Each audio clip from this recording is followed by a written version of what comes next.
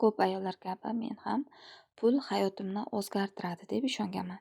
Sababi oiladagi kelishmovchiliklarni doim puldan deb o'ylardim-da. Hayotimni o'zgartirishni shunchalik xohlaganligimdan pul topish yo'lini o'ylaganman. Chaqaloqlarimni beshikka belab, 8 yoshli qizimga tashlab kosmetika sotib kelardim. Bu harakatim pulimni ko'payishiga emas, aksincha oilada yanada ziddiyatlarni kuchayishiga sabab bo'lgan. Keyin uyda o'tirib yana pul topish yo'llarini o'ylashni boshlaganman. O'shanda hayotimni tubdan o'zgartirgan voqea sodir bo'lgan.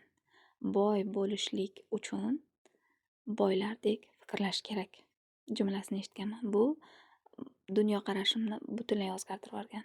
Keyin fikrlarim ustida ishlashni boshladim.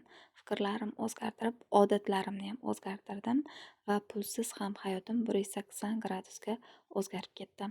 Men hayotimdagi yetishmovchilik, bo'shliqni emas, imkoniyatlarni ko'rib, ulardan foydalanishni boshladim. Agar siz ham hayotingizni o'zingiz xohlagandek o'zgartirishni xohlasangiz, sahifamni kuzatib boring.